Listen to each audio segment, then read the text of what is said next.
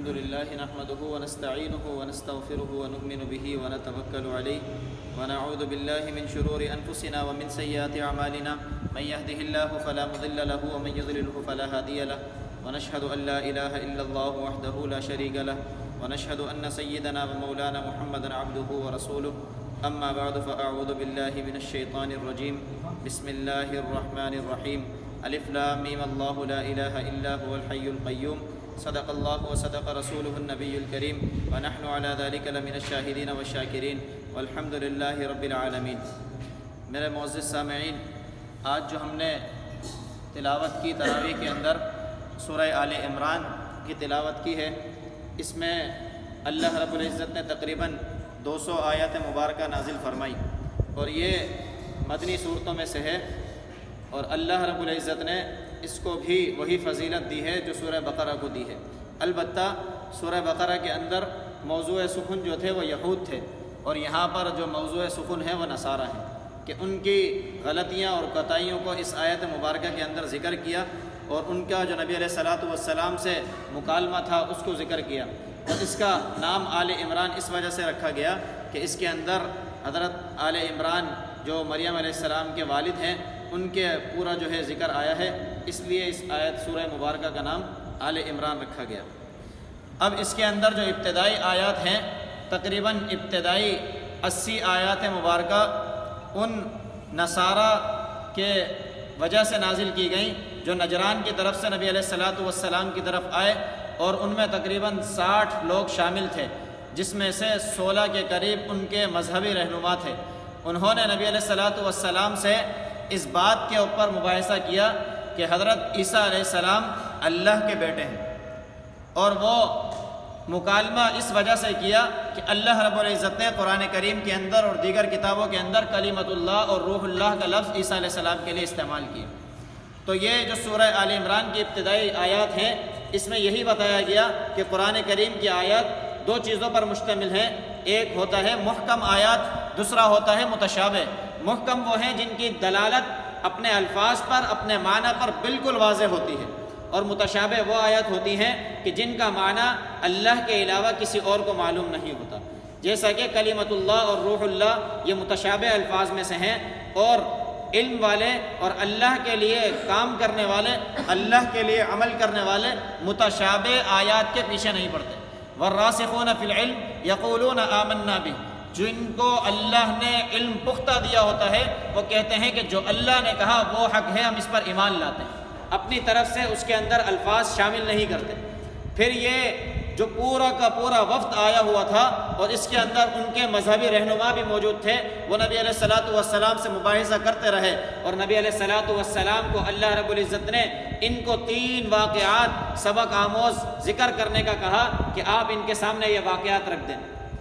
نبی علیہ الصلوۃ والسلام کو معلوم تھا کہ انہوں نے اپنے انبیاء کو قتل کیا، وَيَقْتُلُونَ النَّبِيِّينَ بِغَيْرِ حَقٍّ، یہ اپنے انبیاء کو ناحق قتل کرتے آئے۔ پھر بھی نبی علیہ الصلوۃ والسلام نے ان کے سامنے 3 ذکر کیے واقعات۔ ایک آل عمران کا کہ عمران جو ہے مریم علیہ السلام کے والد تھے، اور ان کی والدہ تھی مریم علیہ السلام کی حنہ بنت فاقوس۔ ایک وقت انہوں نے جب دیکھا کہ پرندہ اپنے بچے کو گھونسلے کے اندر کھانا کھلا رہا ہے، دانہ منہ میں ڈال رہا ہے، تو ان کی تمنا بڑھی کہ اللہ رب العزت مجھے بھی اولاد دے دے۔ تو انہوں نے کہا کہ جو اللہ کو مجھے اولاد دے تو میں اس کو بیت المقدس کی خدمت کے لیے وقف کر دوں گا۔ تو جب اللہ رب العزت نے ان کی دعا کو قبول کیا، حالانکہ عمر بھی بہت زیادہ ہو چکی تھی، اس کے باوجود اللہ رب العزت نے ان کی دعا کو قبول کیا، اور اللہ نے ان کو مریم علیہ السلام عطا فرمائی۔ اب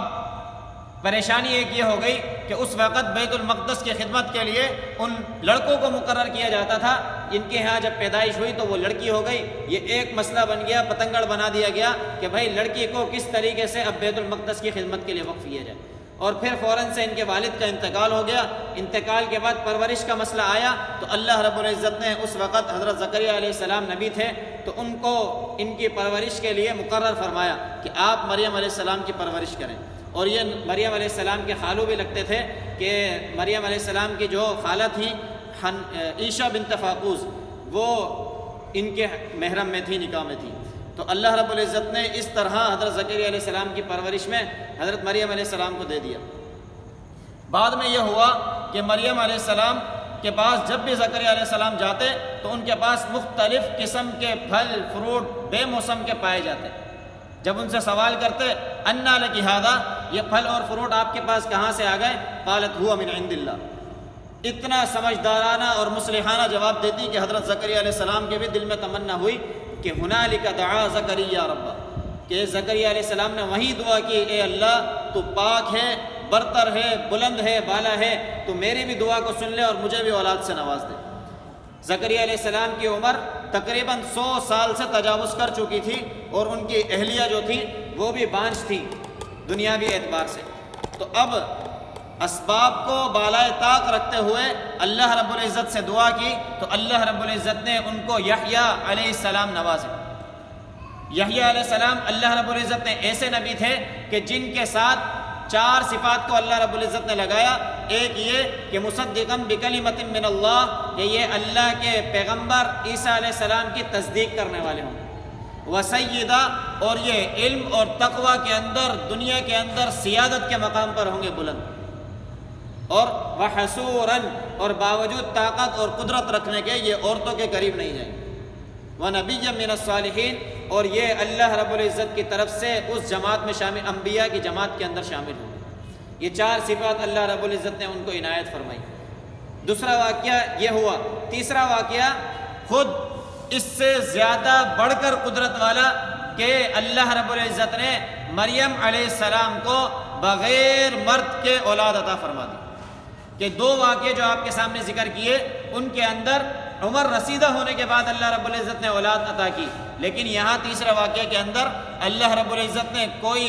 شادی نہیں ہوئی، کوئی نکاح نہیں ہوا، اور کسی مرد نے بھی نہیں چھوا۔ یہی واقعہ جب مریم علیہ السلام کے سامنے آیا کہ انہیں کہا گیا کہ اللہ رب العزت اس طرح چاہتے ہیں، تو انہوں نے کہا کہ مجھے تو کسی مرد نے چھوا نہیں، لم یمسسنی بشر،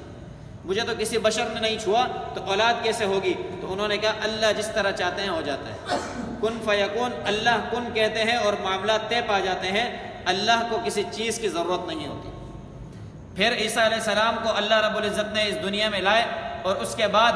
یہود اور یہ جو نصارہ تھے پھر ان کے مکالمے اور مزید بڑھتے چلے گئے کہ دیکھو بھائی ہم تو پہلے کہتے تھے یہ اللہ، یہ عیسیٰ علیہ السلام، ان کا جو مکالمہ تھا وہ یہی تھا کہ بھائی مریم جو ہے یہ اللہ کی اہلیہ ہیں اور یہ اللہ کے بیٹے ہیں، کہ اللہ نے ان کو روح اللہ کہا، اللہ نے ان کو کلمت اللہ کہا، جس طریقے سے قرآن کو ہم کہتے ہیں کلام اللہ، اللہ کے اندر سے نکلی ہوئی چیز، تو ان کا بھی یہی استدلال تھا کہ یہ روح اللہ اور کلمت اللہ ہیں، تو یہ اللہ کے اندر سے ہے، اللہ کے غیر سے نہیں ہے۔ تو پھر نبی علیہ الصلوۃ والسلام سے انہوں نے بڑا مکالمہ کیا، تو نبی علیہ الصلوۃ والسلام نے یہ واقعات بھی ان کے سامنے کیے، تو اللہ رب العزت نے پھر بتایا کہ فمن حاجک فیہ من بعد ما جاءک من العلم فقل تعالوا ندعو ابناءنا وابناءکم ونساءنا ونساءکم وانفسنا وانفسکم ثم نبتہل، کہ اگر تمہیں اب بھی بات سمجھ نہیں آتی کہ اللہ نے تمہاری طرف یہ علم القاء کر دیا، یہ تمہار کو یہ علم بتا دیا، اب تمہیں بات سمجھ نہیں آتی تو لے آؤ میدان کے اندر، اپنی اولاد کو بھی لے آؤ، اپنی عورتوں کو بھی لے آؤ اور خود بھی آ جاؤ۔ تو نبی علیہ الصلوۃ والسلام نے اللہ کے حکم سے ان کو مباہلے کی دعوت دی کہ آپ اپنی اولاد کو بھی لاؤ، اپنی عورتوں بھی گھر سے لے کے آ جاؤ، اور اسی طرح آپ خود بھی میدان کے اندر آ جاؤ، اور پھر ہم بھی آ جاتے ہیں اور اللہ رب العزت کے آگے آہو زاری کرتے ہیں، اللہ کے آگے روتے ہیں کہ اے اللہ اگر یہ حق پر ہیں تو پھر ہمیں ختم فرما دے، اگر ہم حق پر ہیں تو ان کو ختم فرما دے۔ فرجعل لعنت اللہ علی الکاذبین، اللہ کاذبین جھوٹوں کے اوپر لعنت برسا دے۔ تو جب یہ بات نبی علیہ الصلوۃ والسلام نے ان کے سامنے رکھی تو وہ سارا کا سارا وفد جو ہے وہ انکار کر دیا، اور جو ان کے ساتھ رہنما موجود تھے انہوں نے بھی کہا بھائی مباہلہ کرنے کی ہمارے اندر طاقت نہیں ہے، البتہ ہم تمہیں جزیہ دینے پر تیار ہیں۔ پھر اس کے بعد انہوں نے جو دوسرا جھگڑا کیا وہ ابراہیم علیہ الصلوۃ والسلام کے بارے میں، کہ ابراہیم علیہ الصلوۃ والسلام یہود ہوں یا نصارہ ہوں تمام کے نزدیک ہی مقربین کے اندر سے اور بڑے انبیاء میں سے ہیں، تو انہوں نے ان کے اوپر محاجہ کرنا شروع کیا کہ ابراہیم یہود تھے یا نصارہ تھے، تو اللہ رب العزت نے کہا ہا انتم ہؤلاء حاججتم فیما لکم بہ علم، یہ لوگ تم سے محاجہ اور مکالمہ اور مباحثہ کریں گے جن کے پاس کوئی علم نہیں ہے، واللہ یعلم وانتم لا تعلمون، اللہ سب جانتے ہیں ان کو کچھ خبر نہیں ہے۔ ما کان ابراہیم یہودیا ولا نصرانیہ، ابراہیم نہ یہود تھے نہ نصارہ تھے، ولیکن کان حنیفا مسلما، لیکن وہ اللہ کے خاص بندے تھے اور مسلمان تھے۔ تو اللہ رب العزت نے اس اشکال کو بھی ان کے رفع کر دیا۔ اس کے بعد اللہ رب العزت نے تمام انبیاء سے یہ عہد لیا کہ بھائی نبی علیہ الصلاۃ والسلام محمد الرسول اللہ صلی اللہ علیہ وسلم کو تم میں سے بھی کوئی پالے تو تمہیں بھی ان پر ایمان لانا ضروری ہے۔ وَإِذْ أَخَذَ اللَّهُ مِيثَاقَ النَّبِيِّينَ لَمَا آتَيْتُكُم مِّن كِتَابٍ وَحِكْمَةٍ ثُمَّ جَاءَكُمْ رَسُولٌ مُصَدِّقٌ لِّمَا مَعَكُمْ لَتُؤْمِنُنَّ بِهِ وَلَتَنصُرُنَّهُ، تو تم بھی ان پر ایمان لاؤ گے اور ان کی مدد کرو۔ اگر تمہارے بعد اگر آتے ہیں اور تمہارے لوگ موجود ہوں گے تو ان کے لیے بھی لازم ہے کہ وہ بھی ان پر ایمان لائیں اور ان کی تصدیق کریں اور ان کی مدد کریں۔ لیکن یہ اپنی ہٹ درمیوں کی وجہ سے نبی علیہ الصلاۃ والسلام پر نہ ایمان لائے نہ ہی نبی علیہ الصلاۃ والسلام کی مدد کی، بلکہ الٹا انہوں نے اشکالات کرنا شروع کر دیے کہ عیسیٰ علیہ السلام کہاں ہیں؟ تو یہود کہنے لگے کہ عیسیٰ علیہ السلام کو اللہ نے دنیا کے اندر جو ہے موت دے دی تھی اور وہ اپنی قبر میں موجود تھے، پھر 2-3 دن بعد اس قبر کو اللہ نے پھاڑا اور پھر اللہ نے آسمان کی طرف بلا لیا۔ اور نصارہ کہنے لگے نہیں نہیں ایسا نہیں ہے، بلکہ اللہ رب العزت نے ان کو دنیا میں ختم کر دیا اور صلیب پر چڑھا دیا، جبکہ اللہ خود فرما رہے ہیں انی متوفیک ورافعک الیہ، کہ میں تمہیں پورا کا پورا آسمان کی طرف اٹھا لوں گا۔ وفا یوفی توفیتاً کے معنی ہوتا ہے کہ پورا کا پورا وصول کر لینا۔ اللہ نے ان کو روح نہیں اٹھائی، اللہ نے پورا کا پورا اٹھایا جسم مع روح، کہ اللہ نے آسمانوں کی طرف بلا لیا۔ اب اللہ رب العزت ان کو قیامت سے پہلے اس دنیا میں بھیجیں گے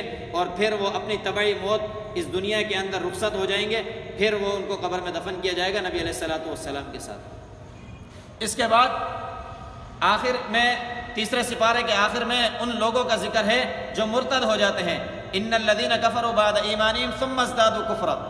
کہ جو ایمان لانے کے بعد اپنے ایمان سے پھر جاتے ہیں اور ایمان کے بعد اس میں بڑھتے چلے جاتے ہیں، تو اللہ رب العزت فرماتے ہیں وَأُولَئِكَ هُمُ الضَّالُّونَ، یہ سب کے سب گمراہ ہیں۔ تو یہ اگر موجود ہوتے ہیں تو حاکم وقت پر ایسا لازم ہے کہ ان لوگوں کو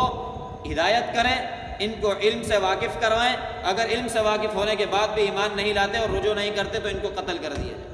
لن تنالوا البر حتى تنفقوا مما تحبون، چوتھا سپارہ، اس کی ابتدا اللہ رب العزت نے ان الفاظ سے کی کہ سورہ آل عمران کے اندر خرچ کرنا اور زکوٰۃ دینا اور اللہ کی راہ میں مال دینا، یہ بھی موضوع ایک ہے کہ اللہ کی راہ میں کون سا مال خرچ کر دینا چاہیے۔ تو اللہ کی راہ میں وہ مال خرچ کر دینا چاہیے جو تمہیں سب سے زیادہ محبوب ہو۔ لن تنالوا البر حتى تنفقوا مما تحبون، تم نیکی کو نہیں پا سکتے جب تک کہ تم اپنا محبوب ترین چیز اللہ کی راہ میں نہ دے دو۔ وما تنفقوا من شيء فإن الله به عليم، اور جو کچھ تم خرچ کرتے ہو وہ اللہ جانتے ہیں۔ اللہ رب العزت کے یہاں کوانٹٹی نہیں ہے کہ کتنی تعداد اللہ کی راہ میں دے دی، اللہ کے یہاں کوالٹی کی اہمیت ہے کہ کتنی اعلیٰ معیار کی چیز اللہ کی راہ میں اس نے دی ہے۔ جیسا کہ سورہ بقرہ کے اندر بھی یہ موضوع آیا تھا کہ اللہ رب العزت کو تم وہ چیز دو جو اپنے لیے پسند ہے۔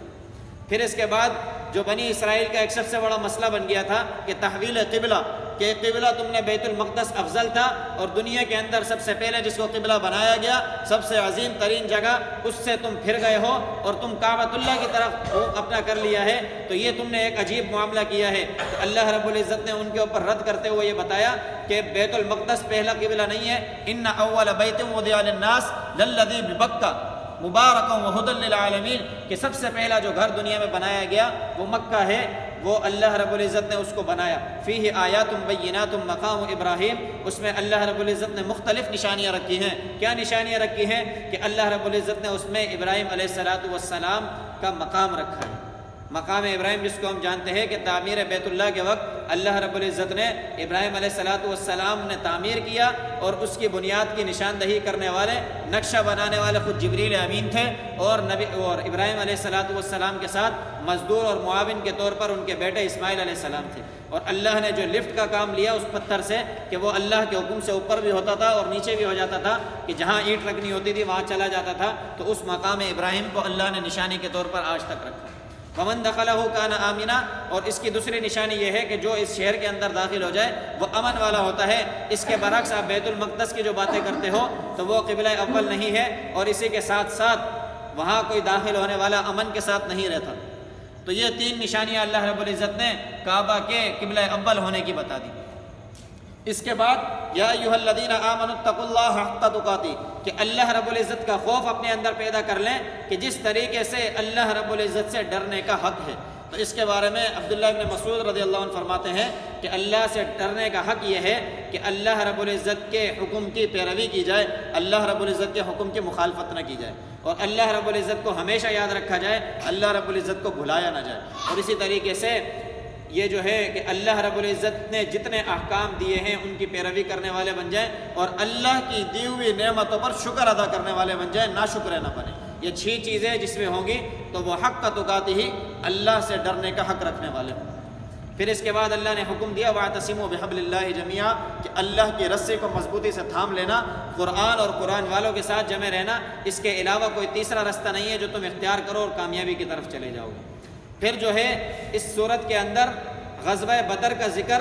کیا اللہ رب العزت نے، اور غزوہ احد کا ذکر کیا۔ دونوں کا ذکر کرنے کا مقصد یہ ہے کہ اللہ رب العزت نے کہ کم تعداد ہونے کے بعد اور تمہارے پاس بے سر و سامانی کے عالم میں تمہیں فتح اور کامیابی سے ہمکنار فرمایا، اور ایک چھوٹی سی غلطی کی وجہ سے کہ نبی کی بات تم نے نہیں مانی، اس کی وجہ سے تمہاری پوری کی پورے غزوہ کا رخ بدل دیا گیا۔ کہ غزوہ بدر میں کیا تھا کہ نبی علیہ السلام کے ساتھ صرف 313 صحابہ تھے، 70 اونٹ تھے، 2 گھوڑے تھے، 8 تلواریں تھیں، اس کے علاوہ اور کچھ نہیں تھا، اور سامنے ہزاروں کا لشکر۔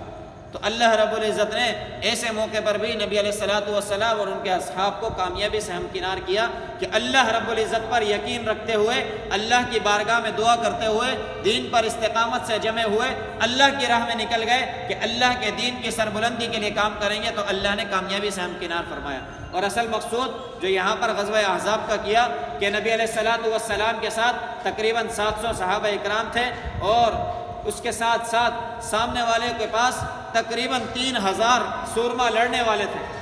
اور ان کے پاس تقریباً 700 گھوڑے، 3000 اونٹ، اور اس کے ساتھ 500 خواتین بھی موجود تھیں۔ پھر بھی اللہ رب العزت نے نبی علیہ السلام کو وہ ترتیب بتائی کہ آپ اس ترتیب سے میدان میں اتریں تو آپ کا رعب ان سب پر جم جائے گا اور آپ کامیاب ہو جائیں گے۔ اسی ترتیب کے مطابق نبی علیہ السلام نے عبداللہ بن جبیر کو بطن الرماد میں کھڑا کیا کہ اس پہاڑی کی چوٹی پر کھڑا کر دیا، 50 صحابہ اکرام ان کے ساتھ دے کر، سوار دے کر کہ آپ یہاں سے نہ ہلنا، اگرچہ ہمارے جسموں کو پرندے کھانے کے لیے آ جائیں۔ لیکن نبی علیہ السلام کی بات ان کے ذہن میں تھی، لیکن جب واقعہ ایسا ہوا کہ سارے کے سارے کفار جو ابو سفیان کی قیادت میں اس وقت آئے تھے، تو ان میں ایسی دہشت طاری ہو گئی، نبی علیہ السلام نے جس ترتیب سے صحابہ کو کھڑا کیا کہ بھائی یہ تو بہت سارے ہیں اور اب ہمیں کچل کر رکھ دیں گے، تو سارے کے سارے بھاگنے لگ گئے۔ جب انہوں نے میدان چھوڑا اور چلے گئے دور تک، تو صحابہ نے سمجھا کہ اب ہم کامیاب ہو چکے ہیں، ہمارے یہاں کھڑے رہنے کی اور مورچے پر موجود رہنے کی کوئی ضرورت نہیں ہے، تو وہ نیچے آ گئے، اور کچھ صحابہ وہاں موجود تھے جہاں نبی علیہ السلام نے کھڑا کیا تھا، لیکن غنیمت کا مال سمیٹنے کے لیے جب یہ آئے تو پھر پیچھے سے خالد بن ولید جو اب تک ایمان نہیں لائے تھے رضی اللہ عنہ، انہوں نے موقع کو غنیمت جانتے ہوئے اس جگہ سے حملہ کیا، اور جو چند صحابہ وہاں موجود تھے ان کو رونتے ہوئے وہ اس میدان میں آئے، اور جب وہ ابو سفیان والوں نے دیکھا کہ بھائی اب اس طرف تو حملہ ہو گیا ہے اور مسلمان بیچ میں آ گئے ہیں، تو وہ بھی دوسری طرف سے بڑھے اور مسلمانوں کو بیچ میں لے لیے۔ پھر اس وقت جو ہے نبی علیہ السلام کے دندان مبارک بھی شہید ہوئے، اور نبی علیہ السلام کا خون بھی بہا، اور 70 صحابہ اکرام رضوان اللہ تعالی علیہم اجمعین اس میں شہید بھی ہوئے، جس میں سے امیر حمزہ رضی اللہ عنہ بھی ہیں۔ کہ یہ انہی کی وجہ سے ابتدا میں جب یہ مارکہ شروع ہوا تو حضرت علی، ابو سفیان یہ اور ابو دجانہ، یہ 3 صحابہ تھے کہ جنہوں نے جب انفرادی لڑائی شروع ہوئی تو نبی علیہ السلام نے ان میں سے ایک ایک کو بھیجا تھا، اور ان کے 8 عظیم ترین لڑاکو جو تھے ان کو ان لوگوں نے جہنم رسید کیا، اس وجہ سے دہشت طاری ہوئی تھی، وہ بھی اس جنگ میں امیر حمزہ رضی اللہ عنہ بھی شہید ہو گئے، اور اس ادھر کفار کے جو ہے تقریباً 22 کے قریب جو ہے وہ جہنم رسید ہوئے۔ پھر وہ لوگوں کے اوپر اللہ رب العزت نے ان کا رخ پھیر دیا اور ان کے اندر ایک عجیب افراتفری پیدا کی، تو ابو سفیان اپنے قافلے کو لے کر اور روانہ ہو گئے اور روحا مقام پر پہنچے۔ وہاں پر جا کر ان کو یہ افسوس ہوا کہ میں نے یہ کیا کر دیا، کہ میں تو ان کی پوری امت کو ختم کر سکتا تھا، یہاں دونوں طرف سے ہم نے حملہ کیا ہوا تھا، ہم کیوں واپس آ گئے؟ تو نبی علیہ السلام کو یہ بات پتہ لگی کہ ابو سفیان دوبارہ حملہ کرنے کے لیے مدینہ تشریف لا رہے، تو اب نبی علیہ السلام نے صحابہ کو حکم دیا کہ بھائی دوبارہ سے تیار ہو جاؤ۔ اب صحابہ کی قربانی دیکھیں کہ زخموں سے چور چور ہیں، ابھی اپنے جو شہید ہوئے 70 صحابہ ان کو دفنا کے فارغ ہوئے ہیں کہ نبی علیہ الصلوۃ والسلام نے دوبارہ حکم دیا کہ بھائی جہاد کے لیے تیار ہو جائے۔ پھر یہ سارے کے سارے جب نکلنے کا ارادہ کیا تو ادھر ابو سفیان والوں پر ایسے اللہ نے دہشت طاری کر دی کہ وہ واپس چلے گئے کہ بھائی ہم ان سے لڑنے کی طاقت نہیں رکھتے، یہ ہر وقت تیار رکھتے ہیں۔ پھر اس کے بعد لقد سمع اللہ قول الذین قالوا ان اللہ فقیر، کہ یہود اور نصارہ اور اس طریقے سے منکرین جو تھے انہوں نے یہ کیا ہوا تھا اپنے اندر عہد کہ اللہ رب العزت مختلف قسم سے مال مانگتے ہیں، زکوٰۃ بھی مانگتے ہیں اور خیرات بھی مانگتے ہیں کہ یہ اللہ کی راہ میں دے دو اور یہ اللہ کی راہ میں دے دو۔ تو لقد سمع اللہ نے ان کی بات سن لیا جو کہتے ہیں ان اللہ فقیر، کہ اللہ فقیر ہو گئے، اللہ غریب ہو گئے، ونحن اغنیاء، اور اللہ کے مقابلے میں ہم غنی ہیں۔ اللہ فرماتے ہیں ہم نے سب لکھ لیا، سنکتب ما قالوا وقتلهم الانبیاء، اور جو انبیاء کے تم نے قتل کیے، اور ہم تمہیں ان قریب دہکتا ہوا عذاب دینے والے ہیں۔ یہ وہی ہے جو تم اپنے ہاتھوں سے کما رہے ہو، یہ وہی ہے جو تم دنیا میں کر رہے ہو۔ پھر اس کے بعد اللہ رب العزت نے ان نیک لوگوں کا ذکر کیا۔ یہ اللہ رب العزت کی عادت مبارکہ ہے کہ جہاں کفار کا ذکر کرتے ہیں وہاں اپنے نیک لوگوں کا بھی ذکر کرتے ہیں۔ تو اللہ رب العزت نے یہاں پر اپنے نیک لوگوں کا ذکر کیا جو اللہ رب العزت کو ہمیشہ یاد رکھتے ہیں اور اللہ کی نشانیوں میں غور و فکر کرتے ہیں اور اٹھتے بیٹھتے سوتے جاگتے اللہ کو یاد کرتے ہیں۔ اللہ نے ان لوگوں کا ذکر کیا اور یہی لوگ کامیاب ہیں جو اللہ سے ہر وقت مانگتے رہنے والے ہیں۔ پھر آخر میں اللہ رب العزت اس سورہ مبارکہ کے اندر ایک فلاح اور کامیابی کی 4 باتیں ہمیں بتا رہے ہیں کہ جب تک تم ان 4 چیزوں پر جمے رہو گے تم کامیابی سے ہمکنار رہو گے۔ وہ کیا ہے کہ یا ایھا الذین آمنوا اصبروا، اے ایمان والو صبر اختیار کرو، کبھی بھی نا امید اور دل چھوٹا نہ کرنا کہ کبھی بھی کوئی پریشانی آ جائے، تنگی آ جائے تو اللہ کی طرف رجوع کرنا اور صبر اختیار کرنا۔ وصابروا، اور دشمنوں کے مقابلے میں ہمیشہ تیار رہنا کہ دشمنوں پر تمہاری جرت کا مظاہرہ ہمیشہ رہے کہ یہ ہر وقت تیار رہتے ہیں۔ ورابطوا، اور تم دشمنوں کے مقابلے میں پیچھے ہٹنے والی کوشش نہ کرنا بلکہ ہمیشہ تیار رہو، جب بھی حکم آ جائے نکل جاؤ۔ ورابطوا واتقوا اللہ، اور اللہ کا خوف اپنے اندر ہمیشہ رکھنا کہ یہ ایسا مضبوط کڑا ہے کہ اس کو تم چھوڑو گے تو ناکامی کی طرف چلے جاؤ گے اور اس کو پکڑ کر رکھو گے تو تم کامیاب ہو جاؤ گے۔ لعلکم تفلحون، اللہ فرماتے ہیں یہ 4 چیزیں تم میں ہوں گی تو یقینی طور پر تم کامیاب ہو جاؤ گے۔ دعا ہے کہ اللہ رب العزت خود مجھے بھی ان باتوں کو سمجھنے کی توفیق عطا فرمائے، آپ تمام میں سے ہر ایک کو سمجھنے کی توفیق عطا فرما دے۔ وآخر دعوانا الحمدللہ رب العالمین والعاقبۃ للمتقین والصلاۃ والسلام علی سید الانبیاء والمرسلین۔ اللہم انت السلام و منک السلام تبارک یا ذا الجلال والاکرام۔ اللہ کریم ہمارا یہاں تراویح پڑھنا اپنی بارگاہ عالیہ میں قبول فرما۔ اللہ کریم قرآن اور احادیث کا سنانا اپنی بارگاہ عالیہ میں قبول فرما۔ یا اللہ اس تفسیر کی سمجھ ہم سب کو عطا فرما۔ یا اللہ جو کچھ پڑھا اس کو اپنی بارگاہ عالیہ میں قبول فرما۔ یا اللہ جتنے ہمارے پریشان حال ہیں، بیمار ہیں، مصیبت زدہ ہیں، یا اللہ تمام کی بیماریوں کو، پریشانیوں کو، مصیبتوں کو دور فرما۔ یا اللہ جتنے بے روزگار ہیں یا اللہ تمام کو حلال طیب روزگار عطا فرما۔ یا اللہ جتنے پیارے ہمارے اس دنیا سے چلے گئے یا اللہ سب کی کامل بخشش فرما۔ اللہم رب ارحمہما کما ربیانی صغیرا۔ صلی اللہ تعالی علی رسول خیر خلقہ محمد وعلی آلہ واصحابہ اجمعین، آمین۔